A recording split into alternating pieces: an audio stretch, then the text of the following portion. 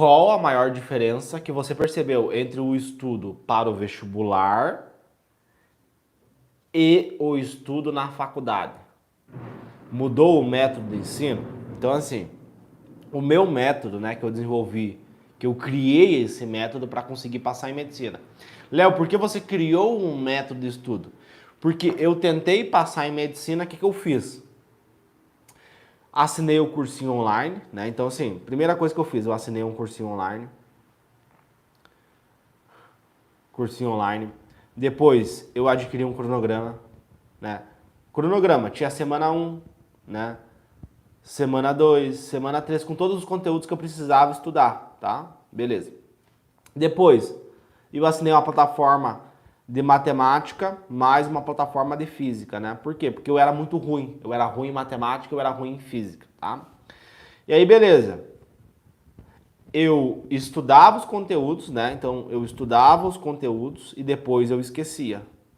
Porque estudar é adquirir conhecimento, né? Então, estudar é o ato de você adquirir conhecimento. Então, eu adquiri esse conhecimento, só que depois eu esquecia. Aí eu esqueci esse conteúdo, eu tinha que estudar ele de novo. Aí eu começava a desenvolver um negocinho chamado matéria atrasada. Alguém conhece aqui? Um negócio chamado matéria atrasada? Então, passava a semana 1, semana 2, semana 3, quando eu não sabia o conteúdo, e aí virava uma bola de neve. Uma bola de neve. Eu avançava, eu aprendia o conteúdo, mas ao mesmo tempo também eu esquecia o conteúdo. Então eu aprendia e eu esquecia. O que isso causava na minha mente? Né? Lembra lá do Windows? O que isso causava na minha mente era o quê? Era medo, insegurança e estresse.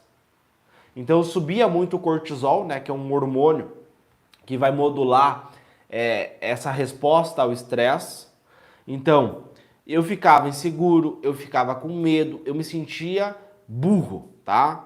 Eu via as aulas do cursinho, eu me sentia burro. Eu me sentia, cara, matemática é grego para mim, física é grego para mim. Aí eu estudei, não consegui passar. Assim, foi a pior coisa que eu fiz na minha vida foi ter assinado o cursinho e comprado o cronograma. Eu desenvolvi depressão, eu desisti da medicina, né? Porque a minha vida virou um filme de terror. Porque eu associei o ato de estudar com algo muito negativo, com algo que ia me prejudicar muito, né? Então eu aumentei a minha resposta emocional, eu subi as minhas emoções, e as minhas emoções fizeram o meu cérebro memorizar que estudar era algo negativo, né? Porque o que é a função das emoções? A função das tuas emoções é gerar uma resposta emocional para você interpretar o ambiente. Então, por exemplo, se um amigo teu, você sai com um amigo seu e ele te trata bem, ele te elogia, ele te trata bem, ele é respeitoso com você, você tem uma resposta emocional positiva.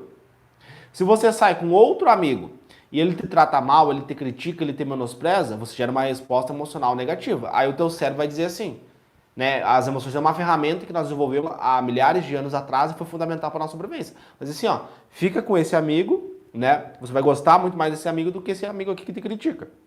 Aí tu vai querer esse amigo aqui, tu vai evitar esse outro aqui.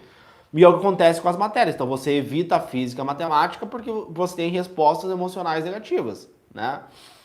E aí, eu desisti da medicina, não queria mais estudar, estava assim deprimido, não conseguia estudar. E aí, depois, passou 1 ano e meio mais ou menos, eu voltei a estudar, tá? Voltei a estudar depois de 1 ano e meio. Eu desisti, parei, vou fazer outra coisa, vou tentar nutrição, vou tentar enfermagem, vou tentar fisioterapia, vou desistir da medicina.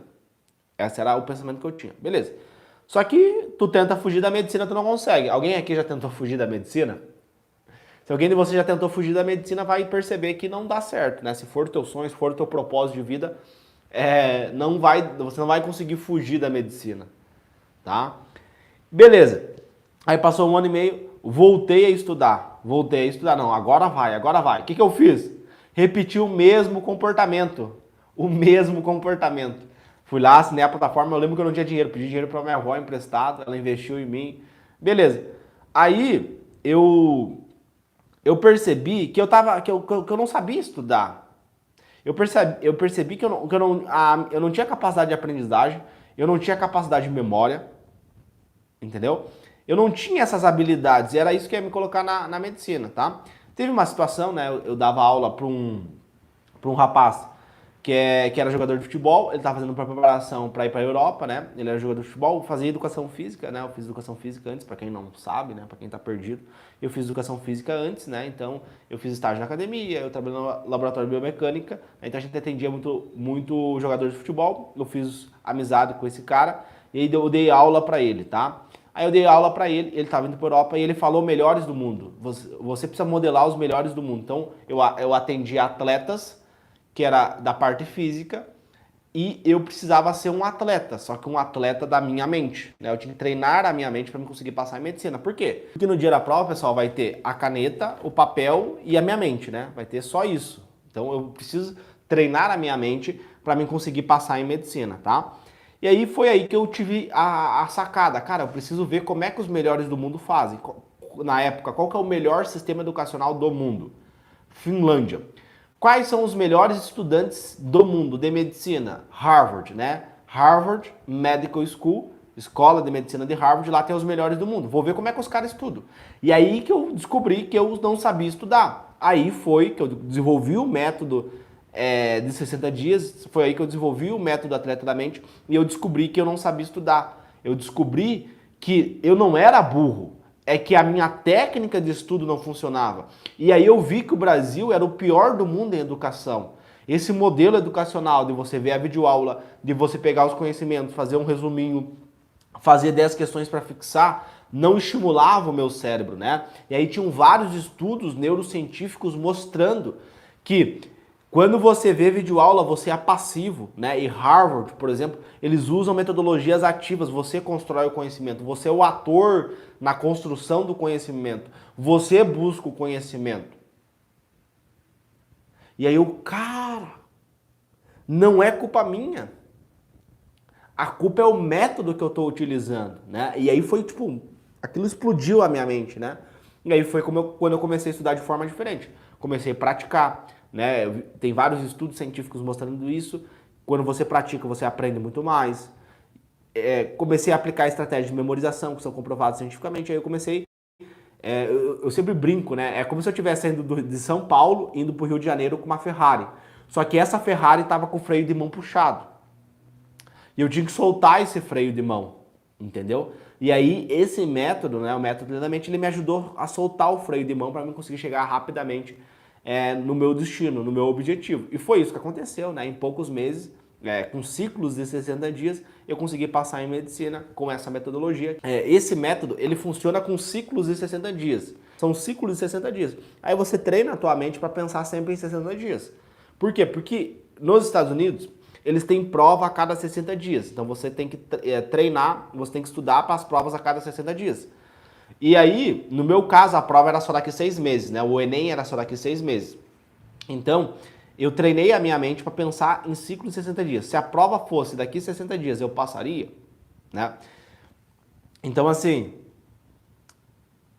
eu descobri que eu não era o culpado, né? Que o culpado era o método de estudo que não me estimulava. Por isso que eu não aprendi os conteúdos, né? Então, isso foi um grande divisor para mim. E aí ela pergunta, né? A pergunta dela é: mudou esse método? Não, ele é muito parecido, né? O algoritmo ATM é como se fosse o cérebro do método, né? O algoritmo, o que é um algoritmo, Léo? Algoritmo é uma sequência de ações que tem como objetivo criar uma solução para resolver um problema. É um fluxograma de soluções para resolver um problema. Na medicina, os algoritmos, a gente tem vários algoritmos. Por exemplo, AVC, acidente vascular cerebral, vai ter um algoritmo, vai ter um protocolo, um fluxograma, passo 1, passo 2, passo 3, passo 4, passo 5, para você manejar um paciente que está com AVC, acidente vascular cerebral.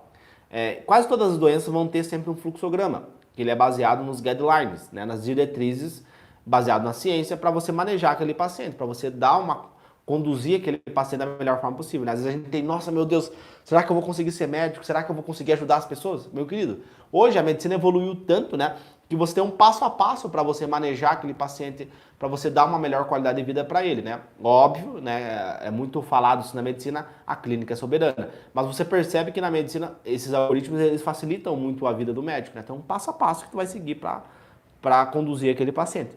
E aí, o método Atleta da Mente, esse método 60 dias, ele também tem um passo a passo, ele tem um algoritmo, passo 1, passo 2, passo 3, tem lá um passo a passo que você tem que fazer, né? Então você faz a prova, que é o TEC, técnica de circuito, né? Então, circuito, você faz então primeiro a prova, depois você aplica o FACS para fazer as questões exatas, né? O Framework ATM para estudar exatas, aplica o ATM Red para fazer as redações em 60 minutos, depois faz o mapa do eu, depois aplica o PBL-ATM. Então são etapas, é um passo a passo que você tem que seguir.